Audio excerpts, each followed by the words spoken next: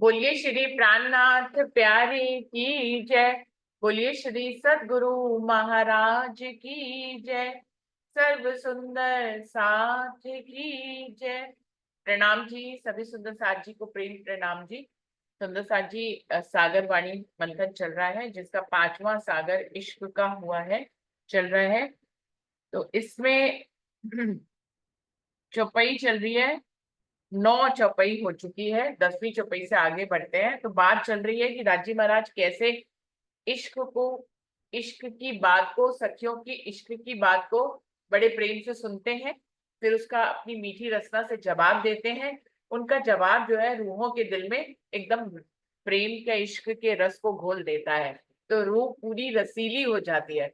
तो कैसे वो प्रेम में डूब जाती है, राजी इसमें दो मुखी सुख देते हैं। जैसे कि अपनी रचना के माध्यम से तो देते ही देते हैं, साथ में अपने नैनों से भी सुख देते हैं। जब कोई बात कहते हैं तो नैनों से नैन भी मिला लेते हैं, तो उनके दो बाण हमारे हृदय में चलते हैं। एक तो उनकी रचना का बाण और एक उनके नैनों का बाण।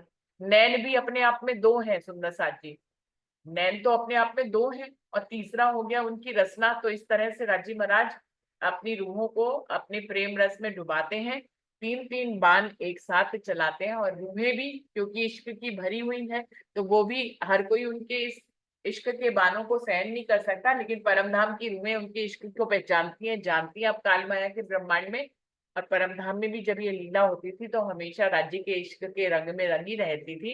और राजीव इसी तरह से अपनी रूहों को प्रेम रस में डुबोते रहते थे, रूहें उस रस में डूबी रहती थी। यही तो परमधाम की लीला है, इसके अतिरिक्त तो कोई लीला ही नहीं है परमधाम में। काल माया में तो बहुत सारी लीलाएं हैं, ज्ञान की लीलाएं हैं, और जो है मन की लीलाएं हैं, चित्त की लीलाएं हैं, संबंधों की लीलाएं हैं, है ना। हमारे काल माया में तो अनेकों अनेक लीलाएं चल रही हैं, परम धाम में तो सिर्फ एक प्रेम की लीला थी, एक वायदत की और दूसरी प्रेम की। वायदत के रंग में सब रूहें एक जैसी, और ऊपर से प्रेम के रंग में रंगी हुई।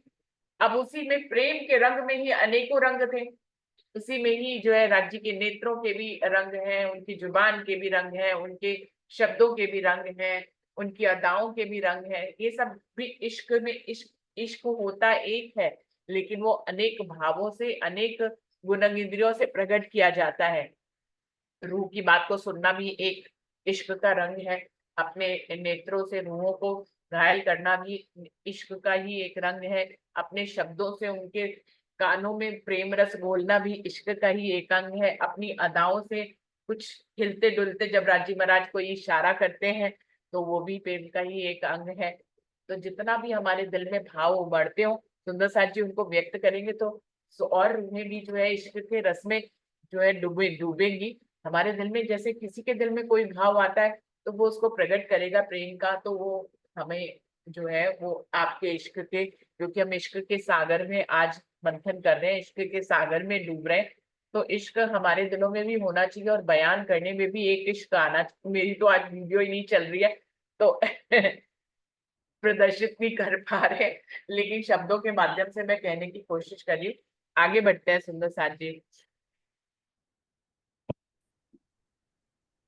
जी। इश्क प्याला रंग रस का, जब देत नैन मरोर। फूल पहुंचे तालू रू के, कायम चढ़ाव होत जोर। जब श्री राजी महाराज अपने नैनों को मरोड़ कर इश्क की बातें, इश्क की मस्ती के प्याले पिलाते हैं, तो इश्क रस रूह के तालू में जाते ही जोरदार अखंड मस्ती चढ़ जाती है। जब राजी महाराज नैनों से नैन मिलाकर रूहों से बात करते हैं तो उनको बहुत ही अच्छा लगता है और इसकी मस्ती उनको चढ़ जाती है। कई सुख अंग स्वरूप के, कई सुख रंग रसाल, कई सुख मीठी जुबान के प्याले देत रस लाल। श्री राजी महाराज के स्वरूप के कई तरह के सुख हैं, और कई तरह के सुख उनकी रस भरी वाणी में है। उनकी मीठी जुबान के कई सुख अमीरस के प्याले भर भर रूहों को पिलाते हैं। राजी महाराज के स्वरूप के भी कई तरह के सुख हैं, और उनकी जो बातें करते हैं रस भरी, उनकी वाणी में भी कई सुख रूहों को मिलते हैं जिससे वो इसके प्याले भर भर कर पीती हैं। प्रणाम जी।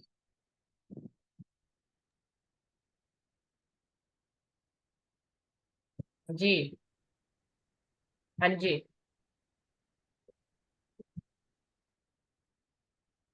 राजी महाराज, जब हम नैनों से नैन मिलाते हैं तो नैन उनके नैन रसीले रंग भरे, उनमें इतना आनंद और प्रेम भरा हुआ होता है। और वो जब नैनों को तीखे, जब नैन मरोड़ देते हैं ना, मरोड़ के बाद देखते हैं ना रूह की तरफ, एक तो मीठी जबान, कानों से दिल को मिल रहा है सरूर। और जब नैन ऐसे तिरछे करके देती है ना, जैसे हम कहीं भी खड़े होते हैं किसी इतने लोगों के बीच में भी, मंदिर में या कहीं भी, हमने अपने किसी प्रेमी को बुलाना होता है ना, तो नैनो से ऐसे ही इशारा कर देते हैं तो समझ जाते हैं। और राजी महाराज इतना सुख देते हैं रूहों को, नैन है ना, वो रूह के अंदर चुभ जाते हैं। चुभ जाती मतलब अंकित हो जाते हैं। और जब वो अंकित हो जाते हैं तो सारा दिन एक तो मीठी जुबान का सुख हृदय में भरा होता है, और दूसरे वो उनका जो नैनो से प्यार, जो उनसे आनंद मिल रहा है, वो भी रूह के हृदय तक पहुंच जाता है। यहाँ फिर ये भावार्थ जो स्वामी जी ने यहाँ पे लिखा है, रात धाम धनी जब अपने नेत्रों के संकेतों से अपनी आत्माओं को प्रेम और आनंद के रस से भरा हुआ प्याला देते हैं, तो आत्मा के दिल रूपी ताल्लु में वे आनंद पहुंच जाता है, अर्थात हृदय पर भी अंकित हो जाता है और अखंड रूप से तीव्रता पूर्वक बढ़ता ही जाता है। जैसे कि एक बार अभी प्रेम की बात हो रही थी, कई बार पुराना प्रेम की भी बात होती है ना, वो हृदय में अंकित होती है। तो अब जैसे आमने सामने बैठती है रूह, चिंतन में ऐसे सामने बैठती है, तो राजी महाराज जब वो नैन से नैन मिलाकर बातें करते हैं तो इतना प्यारा लगता है वो, कि सारा दिन ही, चाहे आधे घंटे के लिए रूह बैठे, 1 घंटे के लिए बैठती है, तो वो सारा दिन उसका ऐसे निकल जाता है कि राजी महाराज के नैन मेरे नैनों से ही मिले हुए हैं। और उसको अपनी गुण अंग इंद्रियां, चाहे कई बार शरीर दुखता भी होता है ना, तो वो फील ही नहीं होता। वो ऐसी धनी की लीला है कि वो अपना जो है ना प्रेम रस, इस नाबूद तन पे भी, इस जो नश्वर तन के ऊपर भी इतना प्रेम लुटाते हैं कि वो गुण अंग इंद्रियों से वो परे हो जाते हैं हम लोग। तो ऐसी अनुभव राजी महाराज देते हैं ना। पर इसके लिए मेरे को तो ऐसे लगता है कि चिंतन में बैठना बहुत जरूरी है, कि जब हम चिंतन में बैठेंगे ना, जो सुख धनी, ये नहीं, वो तिवर तिवर जैसे नौतन है। और उनका तो जो प्रेम है, हमने कई बार ये चौपाइयां पहले भी पढ़ी, तो ऐसे लगता था अभी, हाँ राजी महाराज ऐसे जुबान से सुख देते हैं। तो जब अब जैसे नित नित बढ़ते हैं ना, बढ़ता बढ़ता बढ़ता अधिक अधिक अधिक जो बार बार आता है ना, ऐसे ही धनी का प्रेम, उनका इश्क वो बढ़ाते, पर आत्म के अंतस्करण में भी वो ही डालते हैं, तभी आत्म के दिल में आता है। तो वो जीव को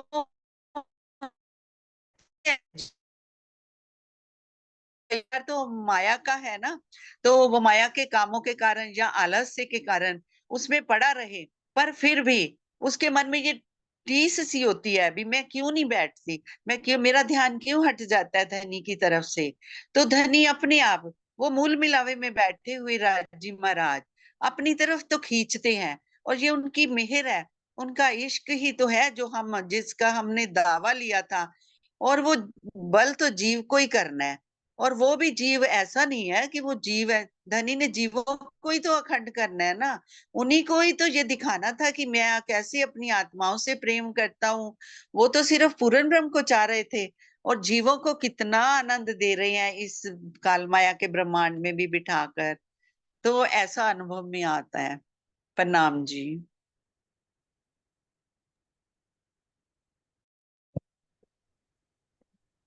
क्या पूछ रहे हो पूजा दीदी आप? इसमें भावार्थ भी बता देते हैं गिरे। इस चौपाई के तीसरे चरण में यह स्पष्ट किया गया है कि यहाँ फूल शब्द का आशय है कि कांसे के बर्तन से नहीं है, बल्कि आनंद से है। इसी प्रकार तालु शब्द का प्रयोग दिल के लिए किया गया है। मतलब यहाँ फूल का मतलब बर्तन से नहीं है, फूल मतलब पूरा आनंद राज्य का, और तालु मतलब दिल से प्रयोग किया गया है शब्द चौपाई में, 10वीं चौपाई में। हाँ, राज्य के दिल तक आनंद, रूहों के दिल तक राज्य का आनंद, इश्क का जो आनंद है वो उनके दिल तक पहुंच जाता है, कहने का भाव ये है। और कोई सुंदर सा इश्क की और रस भरी बात कोई कहना चाहे राज्य की? जैसे प्रणाम दीदी, हम यहाँ पे संसारिक रिश्ते से भी कोई अपनी पुरानी दोस्ती या अपने पुराने कोई संबंध को याद करते हैं कि हमारा वो समय कितना प्यार भरा था और हमने अपना इतना अच्छा समय निकाला था, उसको सोच कर ही हम आनंदित होते हैं। पर जैसे हमारी निस्बत तो इतने सालों से धनी की है, अगर ये बात हमारी गहराई से हमारे अंदर वाणी पढ़ पढ़ के, उनकी लीलाओं को समझ करके, उनकी चिंतन, उनकी सेवा पूजा को, कि 400 450 साल पहले से हम उनके साथ थे और हमारी ब्रज में भी हम साथ थे, तो इश्क तो हम जैसे जैसे इन बातों को, इन वाणी के वचनों को सुनेंगे, शब्दों को, तो हमें और ज्यादा इश्क की अनुभव होती है और साधना, हमारी स्थिति और बढ़ती है कि हम राज्य से हमारा संबंध इतना पहले था। ये सोच करके कि यार संसारिक से ही हमें थोड़ा आनंद आता है, तो वहां की लीलाओं से तो हमारा दिल और ज्यादा भरा हुआ होना चाहिए कि हमारी निस्बत जिनमें अखंड संबंध है उनसे, तो जो पहले था और आगे भी रहेगा, और उनके चरणों में ही हम हमेशा समर्पित रहें। प्रणाम। देखिए, आज मेरी वीडियो नहीं चल रही, लेकिन आप लोगों की वीडियो में मैं देख पा रही हूँ आप सबके चेहरे कहीं ना कहीं इश्क से मुस्कुरा रहे हैं। जैसे प्रतिभा दीदी चुप्पी पढ़ती बड़ी सीरियस होके पढ़ती है, लेकिन आज वो मुस्कुरा रही है, तो प्रेम के और रस के भाव जो है वो दिखाई दे रहे हैं सब लोगों के चेहरों पर। तो आज चुप्पी पढ़ते हुए सब लोग मुस्कुरा रहे हैं, और मुझे तो प्रेम प्रेम में सब भीगे भीगे से दिखाई दे रहे हैं। और कोई सुंदर सा कोई भाव व्यक्त करना चाहे इश्क के, राज्य के, अपने इश्क के? इश्क अपने आप में अक्षरातीत होता है, पता है आपको? इश्क अपने आप में ही अक्षरातीत होता है। राज्य इश्क वो से इश्क करूंगा। इश्क का प्रकरण है ना, उसमें है तो सही, इश्क ब्रह्म एक संग, हाँ, सो तो हो नहीं अभंग, वो अलग है ही नहीं। ब्रह्म को भी अक्षरातीत कहते हैं, इश्क को भी अक्षरातीत कहते हैं, ब्रह्म कहते हैं सो।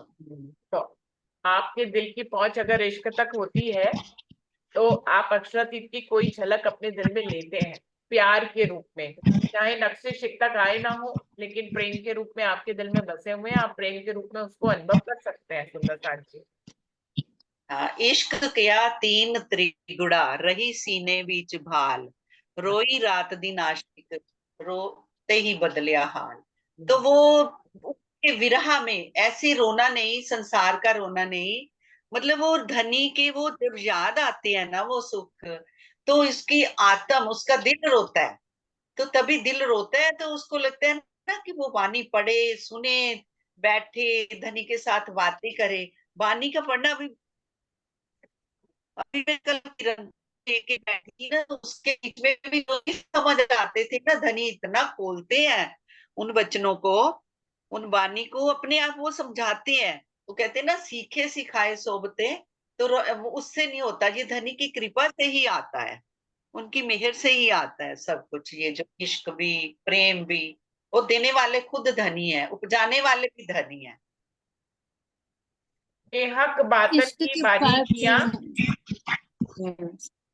हाँ जी इश्क दीदी, के आप आने के बोलो। बाद तो कोई मंजिल रहती नहीं है ना। हाँ जी। हम्म। इश्क के बाद पल ना, मतलब हमें फिर कोई मंजिल रहती है, जब इश्क आ गया तो दुनिया हमारे अंदर ही आ गई, समाहित ही हो गए। प्रणाम। आप जो चौपाई बोल रहे थे ना, इश्क बातन की बारीकियां, हक के दिए आवत, न सीखे न सिखाए न सोबते, हक मेरे पावत। ए हक बातन की बारीकियां, ये हक के इश्क की बातों की बारीक बातें हक के देने से ही आती हैं। आप ना इनको सीख सकते हैं, ना कोई जी, किसी को सिखा सकते हैं, न सीखे न सिखाए, न सोबते, ना किसी की संगत से आप प्राप्त कर सकते हैं। ना सीखे ना सिखाए ना सोबते हक मेरे पावत, सिर्फ राज्य की मेहर होती है, वही रूहें राज्य के इश्क को अनुभव कर सकते हैं। तो और कोई रूहें जो अपने इश्क को आज इश्क के सागर में प्रकट करना चाहे, और भी बोले सुंदर साची, कोई भी और?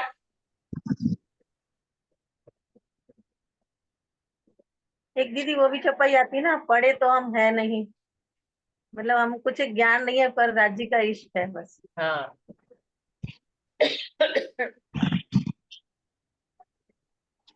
और कोई सुंदर सा? आप पहले अपना कैमरा ठीक कराओ, उसके बिना ना उसके बिना ऐसे मजा नहीं राज्य आ को। रहा, मुझे भी नहीं मजा, मुझे तो खैर आप सबके चेहरे दिख रहे हैं, लेकिन कैमरा मैंने कल कल हमें चल रहा था, रात में मैंने चलाया, चल रहा था, अब दिन में नहीं चल रहा है, पता नहीं क्या है। और कोई सुंदर साथ? मंजू दीदी, सुनीता दीदी, आप भी भैया, आपके भी प्रेम के भाव हम सुने ना।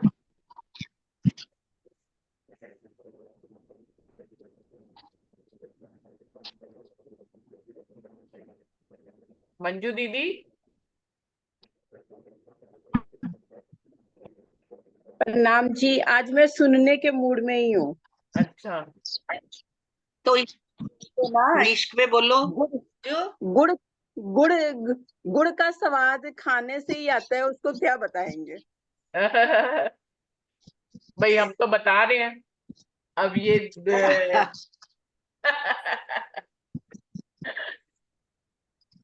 अनुभव तो बता सकती है, अनुभव बताओ थोड़े से। ये क्या आके कहना बहन जी, हाँ। खाते जाओ और अंदर से मिठास लेते जाओ, और क्या है। हर पल धनी, जब हम याद करते, जब धनी हमको याद करते हैं तो हमें परम धाम की वो पल याद आने लगते हैं कि किस तरह बिताए थे उनके साथ हमने, किस तरह झूलों में झूला था। जैसे आज बारिश आ रही है तो मैं ना बाहर ही खड़ी थी, कितना अच्छा लग रहा है। बरसात की बूंदों में हमें कितनी ठंडक मिल रही है, कितनी शीतलता मिल रही है। तो मतलब इतनी उमस और इतनी गर्मी थी, लेकिन आज मौसम अच्छा है। ऐसे ही राज्य को जब याद करते हैं तो हमारे अंदर, हमारे रोम रोम में एक मिठास सी, एक शीतलता भर जाती है। इस तरह की चीजें ही अनुभव कर रही थी आज मैं, सुबह उठी हूँ तो फिर बस। राज्य का इश्क भी ऐसा ही है, हर चीज में हमें उनका सुख अनुभव होता है, चाहे हमारे ऊपर कितनी भी कोई मुश्किल है इस काल माया के ब्रह्मांड में आई हो, दर्द हो, दुख हो, तकलीफ हो, लेकिन वो इतना नहीं महसूस होता। लेकिन राज्य का प्रेम में अगर डूबा हुआ है बंदा तो उसी में ही मतलब सब कुछ सुख ही सुख दिखाई देता है कि ये मेहरें हैं राज्य की, ये मेहरें हैं, इसमें भी मेहर है, इसमें भी मेहर है। कहीं जाए तो राज्य महाराज हमें परम धाम के वही सुखों में लेके जा रहे हैं। ट्रेन में जाए तो भी कहेंगे कि हम बैठे हैं, कितने आराम से लेके जा रहे हैं। घर में भी हैं तो भी हमें उनके मतलब सुखों में, ये इश्क ही है। हर चीज में इश्क ही इश्क उनका नजर आना शुरू हो जाता है जब राज्य का इश्क हमारे हृदय में भर जाता है। ये अनुभव आज की चीज। हाँ आज जी। जैसे बरसात हो रही है ना, आज बरसात हो रही है, मैं नींद उठी ना, बाहर बिजली चमक रही थी, तो मेरे को वो बात याद आ गई। वहां बिजली भी जो है ना, वो चमकती है, राज्य का दर्शन करने के लिए आती है। और अपना ये जो नूर है ना, वो भी धनी से देती है। और जो बरसात की बूंदे भी जब पड़ती है ना, मलारू, तो ये वहां ये नहीं होता। मैं वही सोच रही थी, फिर मैं भी बाहर थोड़ी देर खड़ी हुई, तो मैंने कहा वहां धनी की इच्छा से बरसात होती है। आज हम चांदनी चौक में खड़े हैं, राजी महाराज के साथ बैठे हैं, तो वहां पे क्या हो रहा है, मन में आया कि बरसात हो जाए, तो फिर आंखें बंद करके कुर्सी पे बैठ गई। तो फिर ऐसे लगा कि मैं चांदनी चौक में राज्य के साथ बैठी हूँ, रूहें हैं, पशु पक्षी हैं, सब इतना आनंद ले रहे हैं, बैठे और भीग भी नहीं रहे हैं। इतनी मीठी बूंदे हैं, मुंह हल्का सा ऊपर करा, मुंह में जल आया, वो भी इतना मीठा। वो किस जल कौन है, धनी के दिल का इश्क था है, और वो मेरे मुंह में आ गया, इतना मीठा। फिर बैठे हैं तो ऊपर फल लगे हुए हैं अमृत वन में, आजकल आमों का मौसम है, इतना मीठा आम है। तो मैंने आम उठाया, उसके ऊपर से कांटा वन लगा भी हुआ है, तो उसको जैसे ही तोड़ा मैंने धनी के मुंह में, ऐसे पिचकारी में डाला, धनी के मुंह में चला गया। तो ऐसे लगा कि मैं उनके अंदर ही समा रही हूँ। तो ऐसे अनुभव धनी देते हैं जी, जो मौसम, ये गर्मी, जब गर्मी भी होती है ना तो हम बैठते हैं। अब जैसे हमारी लाइट चली गई थी तो एसी भी बंद हो गया, गर्मी थी, चलो आज तो इतनी जरूरत नहीं थी, बानी पढ़ते हैं तो बानी पढ़ते हुए लाइट चली जाए ना तो लगता ही नहीं, ऐसे लगता है कि परम धाम की ठंडी बयारें आ रही हैं। धनी अपना इतना लाड उड़ेलते हैं, इतना लाड उड़ेलते हैं। और कई बार हम वैसे नॉर्मली चौंकड़ी मारते हैं तो नहीं बैठा जाता, और जब बानी पढ़ते हैं बैठते हैं तो पता ही नहीं लगता। और कई बार एक चुपई के अंदर ही धनी इतना डुबा देते हैं। और वो मैं तो कहती सारे सुंदर साथ ऐसे ही डूबते रहे और धनी डुबाते रहे, हम सब सुंदर साथ को लाड देते रहे। ये जो रुचि जी ने चलाया हुआ है ना इसके द्वारा ये हम को धनी का इश्क मिल रहा है, और धनी देते भी रहेंगे, अपने मेहर में रखेंगे, हमें इश्क में डुबाएंगे। क्योंकि इश्क का ही ये खेल ही इश्क का है। इश्क कोई हम आए भी नहीं, आत्म भी वो परात्म फरोमोशी में है। और ये जो सारा सुख हम यहाँ पे ले रहे हैं ना, वो सारा पर आत्म ले रही है, क्योंकि पर आत्म को हो रहा है धनी के अंदर इतना कि सिर्फ वो नजर के थ्रू, आत्म के थ्रू बल तो जीव नहीं करना है। अब सुंदर साथ जी जो भी है ना, अपने जीव को चाहे, अब कल वो एक सुनीता दीदी थे, वो बता रहे थे अपने टाइम में से टाइम निकाल लो, ये नहीं कि फालतू टाइम में से। अपना टाइम कौन सा है, हम खाना बनाते हैं वो अपना टाइम है, उसमें भी मैं धनी के लिए खाना बना रही हूँ, है ना। कोई भी कपड़े भी सुखने डालती है ना, तो भी सोचो कि चलो मैं अब राज्य की सेवा के लिए ये कर रही हूँ, मतलब अंदर से अंदर चलता रहेगा ना। तो धनी धनी तो बैठे ही है हमें प्यार देने के लिए, वो तो कहते तू मेरी तरफ देख तो सही, आजा मेरे पास, आजा मेरे, बैठ मेरे पास, मैं तुम्हें देखता रहूं। और रूही भी उनको देखती रहे, बस यही राज्य अपना प्यार लुटाते रहे और हम लेते रहे। प्रणाम सुंदर साथ जी, आपके चरणों में कोटि कोटि प्रणाम।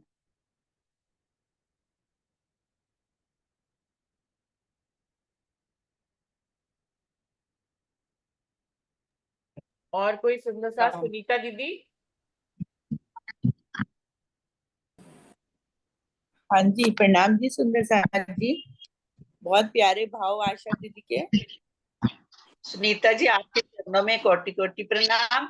मैं तो ना रुचि और सुनीता एक आती थी, मैं सोचती थी यहाँ पे उनके बाल खुले होते हैं, तो मेरे को तो आप तो एक ही रस हो, एक ही अंग, एकदम आपकी रिजेम्बलेंस भी एक जैसी है। मैंने आपको वो सोनिया के प्रोग्राम में देखा, तो मैंने कहा यार रुचि भगत लिखा होता है, वहां सुनीता भगत हो सकता है, कई बार थोड़ा नेम अलग अलग से खोला हो, पर अब इसमें पता चला कि ये आप ये सिस्टर होंगे ना आपके। हाँ जी, हाँ जी। चलो आप तो बहुत अच्छा, इतना अच्छा समझाते हो ना, राजी महाराज समझाते हैं आपके दिल में सुंदर बैठ। साथ जी, हाँ सुंदर साथ जी, आइए आपकी प्रेम की नजर है। तो सुंदर साथ जी, यहाँ पे इश्क की बात हो रही है। इश्क और धनी एक ही रूप है, जो धनी है वो इश्क है, जो इश्क है वो धनी है। प्रेम इश्क दोनों ही धनी है, इनमें कोई अंतर नहीं है। और अभी भी जैसे चांदनी चौक की बात हो रही थी या बारिश की बात हो रही है, जो इश्क में भीगी रूह है वो तो परम धाम में तो आनंद लेती है, वहां तो आनंद और इश्क की ही लीला है। इस चौपाई में भी बता रहे हैं कि धनी जब वो प्रेम और आनंद का रस उड़ेलते अपने तिरछे नेत्रों से, कल भी ऐसी बात हो रही थी, आज भी पहले ऐसी, कि नेत्र जो होते हैं वो एक साधन होते हैं। दिल, कहाँ से आवाज आ रही है, जो दिल के अंदर जो भी प्रेम, जो भी उमंग, जो उल्लास और जो क्या कहते हैं धनी का लाड होता है, वो नैनों से ही दृष्टिगोचर होता है। और रूहें नैनों से ही लेती हैं, नैनों से ही पीती हैं, नैनों से ही खाती हैं, सब कुछ वहां पर नैनों से ही होता है। और नैन जब तिरछे हो जाते हैं ना, तो चितवन भी, रूह की भी तिरछी हो जाती है, उसका हाल भी तिरछा हो जाता है। और तिरछे नेत्रों से जब धनी अपने आनंद का और उस लाड का, उस इश्क का प्याला रूह को देते हैं, तो रूह के नैनों से होता हुआ वो कहाँ पहुंच जाता है? दिल में। तालु शब्द यहाँ पर आया ना, तालु बोला गया दिल को। तो वो किस तरह से, कल भी जैसे बोला गया था कि पान रखते हैं, फिर पान को अधरों से छूते हैं, स्पर्श करते हैं, फिर दंत से चबाते हैं, फिर रसना से अंदर लेते हुए किस तरह से दिल में जाता है। उसी तरह से नेत्रों से जब नेत्र मिल गए तो जो आनंद की रस धारा बह रही है राज्य के दिल में, वो नेत्रों से होते हुए रूह के नेत्रों में जाती है। क्योंकि दो नेत्र, चार नेत्र एक हो रहे हैं, दो नेत्र राज्य के, दो नेत्र रूह के। और जब राज्य के नेत्र रूह के नेत्रों से मिल गए, या चितवन में रूह के नेत्र राज्य से मिल गए, तो दोनों एकाकार हो गए। तो जो राज्य के अंदर का दिल है, दिल के अंदर जो अनंत सागर है, जैसे प्रेम के, लाड के, आनंद के, इश्क के, तो वो सारे जो आनंद है, इश्क है, वो कैसे हो गया कि स्थानांतरित हो रहा है, वो प्रवाह में बह रहा है, वो राज्य के नैनों से रूह के नैनों में आ रहा है, और रूह के नैनों से कहाँ से होता होता होता वो अंदर दिल तक जाता है। कि दिल, दिल क्या है? दिल रूह और राज्य का एक ही है। तो अब दोनों दिल एक हो गए, उस दिल में कोई भी अंतर नहीं। फिर जब दोनों का दिल एक हो गया तो रूह और राज्य में क्या फर्क? परम धाम की लीला है। लेकिन यहाँ भी ये लीला हो सकती है। अभी जैसे दीदी वर्णन कर रहे थे कि चांदनी चौक में बैठे हैं और बारिश हो रही है, बारिश तो यहाँ पे भी हो रही है, भाव लें तो यहाँ भी वो सुख लिया जा सकता है। लेकिन एक विरहनी का भी सुख है यहाँ पर, कि वही बारिश हो रही है लेकिन विरहनी तड़प रही है। कि जैसे खटरुदी में बताया कि 6 ऋतुओं का वर्णन बताया है, कि अभी मान लो धनी का इश्क नहीं आया, अभी वो वीरानी तड़प रही है। ज्ञान से उसे पता लग गया कि धनी के साथ कैसा इश्क था, कैसा स्नेह था, हमारा परम धाम में हम कैसी लीलाएं करते थे। कभी चांदनी चौक में बैठे हैं, लाल हरे वृक्ष के नीचे बैठे हैं, तो किस तरह से मल्हार ऋतु में कैसे बारिश होती है, रिमझिम बारिश होती है, और कैसे पशु पक्षी नृत्य करते हैं वहां पर, पंख फैलाकर सारे पशु पक्षी जो आकाश में उड़ते हैं, और उनके पंखों पर भी इतने सुंदर चित्रामन है। राज्य का भी चित्र उनके ऊपर अंकित है। उनके, अगर वो रूह की इच्छा हो कि मैं राज्य के स्वरूप को पंखों के रूप में, जो पक्षी हैं उनके पंखों के चित्रामन में देखूं, तो राज्य का स्वरूप उनको उसमें भी दिखाई देता है। मोर जब पूरा पंख फैला के नृत्य करते हैं, तो हर एक पंख में राज श्यामा जी का स्वरूप दिखाई देता है।